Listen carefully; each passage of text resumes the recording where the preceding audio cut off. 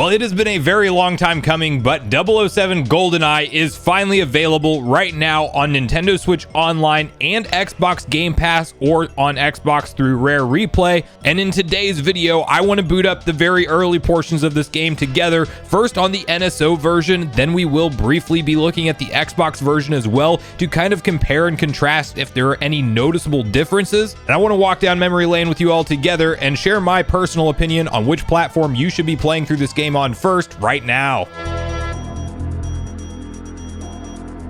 What's up, nation? If it's your first time on the channel, make sure you join Sunbro Nation by subscribing below. Hit the like button on this video if you enjoy it today, and make sure you turn on your bell notification icon so you're kept up to date with all the newest gaming news. Now guys, this day has been a long time coming, and I can't help myself from just smiling right now, realizing that I am playing Goldeneye 007 on Nintendo Switch through their, of course, online expansion pass service that you could argue I wish we had the way to purchase this game standalone with a wireless N64 controller. And I don't want to rub that into anybody who can't find one of these things. It's crazy the fact that you still can't easily purchase it, but I cannot wait to boot up this game and see the modern enhancements that we now have available to us.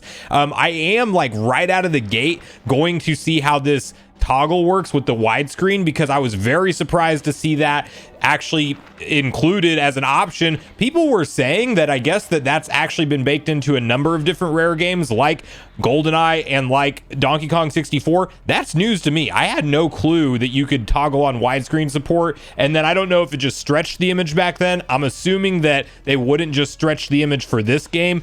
Now you can clearly see that the visuals are enhanced already. Of course, we knew that from the trailers. It does definitely have some, I mean, it's definitely still pixelated, obviously. It is so funny to play a first-person shooter with one analog, which is also why we will be hopping into the N64, or not N64 version. That's the throwback.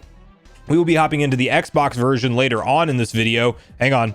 Oh, we have it. Okay, good. There was a big controversy online, so I can confirm that the loud, like, dong noise right there, like that loud bass hit is actually here, which is a big deal. So I don't know if this is where I would actually go to switch the widescreen setting. So let me figure this out real quick for the widescreen, and then we'll come right back. Okay, so I think I've discovered here in the settings that and with this analog you will just hop all over the place, but you want to look for this screen here where it's music and effects, and then you can do auto aim on and off. You can, thank God, reverse the controls to actually be traditional controls instead of the inverted, and then the ratio, I believe, is what we want to change to 16:9, and then I would assume just leave it full, but we may need to go wide. Nope, there we are. That's what we want. So they do actually have options for both versions. You can actually go ahead and just do the stretch widescreen, which I'm assuming is what was in the N64 version that I was even completely unaware of, or you can go ahead and do the traditional how it should look, which is a 16:9 native resolution, which is what we were playing through right now. So this is fantastic in terms of options.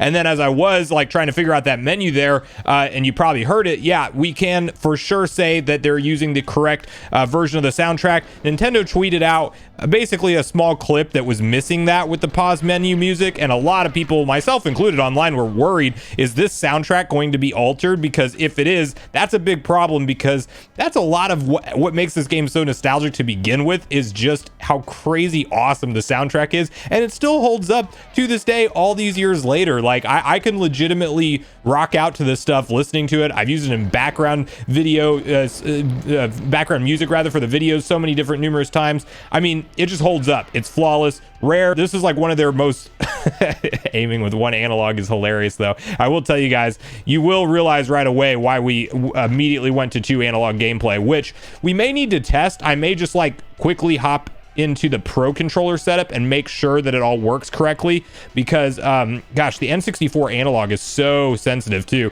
But I do want to verify that we have 2 analog support. I'm assuming we do. I mean, why would we not? But it is one of those things that we at least have to do our due diligence and make sure that that's going to work. So I'm going to switch controller inputs and verify that on the Switch version real quick, and then we'll also hop into the Xbox version together before too long, because I want to check that out and see if there's noticeable differences. Okay, so with the Pro controller, the right analog absolutely works, but it actually works more as like an up and down aim assist, because if you move left to right, your character is just physically going to move. And so I guess the way to describe it is dual analog setup is supported, but I'll tell you guys, like, check it out yourself. It feels very wonky, very off compared to what you would expect a shooter to play like in terms of its controls for two, for having two analogs. It definitely does not play the same that you would expect it. I don't know where any of these buttons are mapped in terms of this controller either, so we got to figure that out. Okay, so that's our B button there that we want to interact this with. But yeah, it's one of those things that the way that it feels when you're playing with the second analog is actually not necessarily better. I mean, I guess you could argue maybe it is a little bit, but I want to see how that compares on the Xbox version, because I definitely don't feel like I need this second analog with how it's utilized. It is not like a traditional shooter that you would play today. It plays very different with how they map that second analog. So that being said, how does Xbox handle that? And I think that'll be a good transition point since we're kind of near the beginning here. I will just say, to kind of wrap up the Nintendo Switch portion before we look into the Xbox portion, really the big thing that you will notice is the visuals. It still looks like an N64 game, but that widescreen toggle is such a game changer in terms of just the overall quality and presentation that it fills up the whole screen. You don't see the black bars, you don't see the icon that you're online playing it. It's more immersive this way. And honestly, I know it was just rare games that had it baked in to like be able to stretch the widescreen support back in the day, but if Nintendo could enable and just take that little bit of extra work in order to do this to all of their N64 games, I think that it would just elevate their value on the service leaps and bounds above. I would love to have this option for Ocarina of Time and Majora's Mask and all of the various different N64 games that are out and that we know to expect around the corner. But with that, we will hop into the Xbox gameplay. Okay, so we are now hopping into the Xbox version of this game, and I will tell you that right away you can see some differences in terms of the pixelation on screen. Not a I think there was even a frame rate dip right there. I don't know if that came through on your guys' end. This still seems like a very upscaled N64 ROM, but I can tell that the additional frames, and wow, okay, so this is the big thing. It plays like a traditional modern shooter on Xbox, and it does not on Nintendo Switch.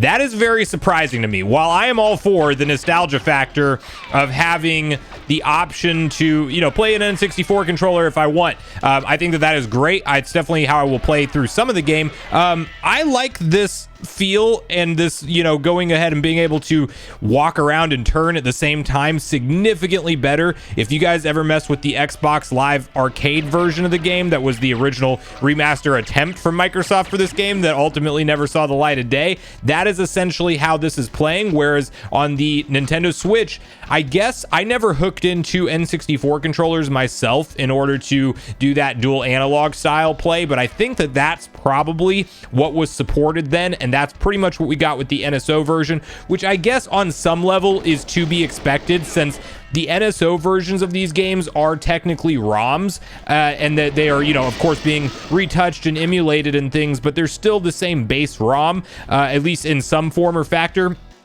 Although I do think that more has been changed for Goldeneye than most of the other N64 games we've seen come over.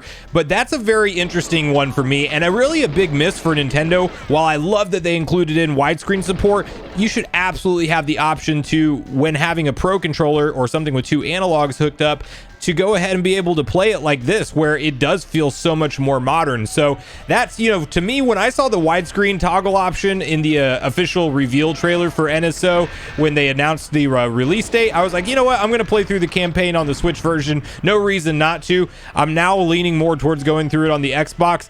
The resolution is not day and night difference, although you can say that they did more of the smoothed edges approach on this 4K version of the Xbox Series.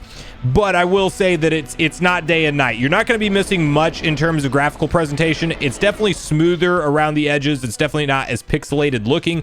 But outside of that, it is not that noticeably different. The big thing, though, and this is the unfortunate part, if you are a Nintendo, like if you only own an Xbox or you only own a Nintendo Switch, one of the two, you don't get all the features that the game has to offer now, because now on the Switch version, you don't have the option for for the traditional double analog, like a modern shooter type control, and then on the Xbox you don't have the option for online multiplayer, which is a huge miss. So unfortunately there's not one perfect version of this game. Now you kind of have to go back and forth between, you know, what you feel like playing. Do you want to play online with friends? Of course you can do multiplayer. Like the old days, you know, you could argue that this is more true to form, because the old days you could only do multiplayer split screen.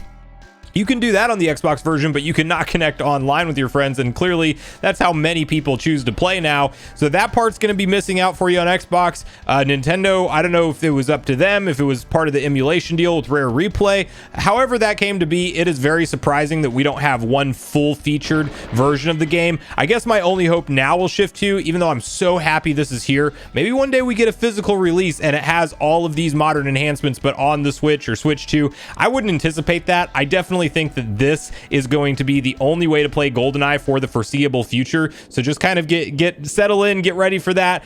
Big miss on the analog mapping, in my opinion, for the NSO version. Other than that, the game runs fantastic, both versions. A little bit of pixelation noticeable on Nintendo. Even some, I don't know if it's my graphic settings, but there's definitely some tearing going on. This does not look, one call out before we move on completely and wrap up the video. This does not look anywhere near technically as impressive as the Xbox Live Arcade version did, which is kind of crazy that essentially there is a version of the game that you can download and play online that's better, objectively better, I would say, like if you just looked at the textures and enhancements that they had. But you know, Nintendo's one of the party right holders involved. They wanted to make sure they got their piece of the pie with this thing, and I think that it unfortunately just led to just not the ultimate way to play this game even being possible, as far as having one ultimate release. That said, colors are vibrant, colors are popping. I mean, this is a definitely noticeably better version than what we originally got with the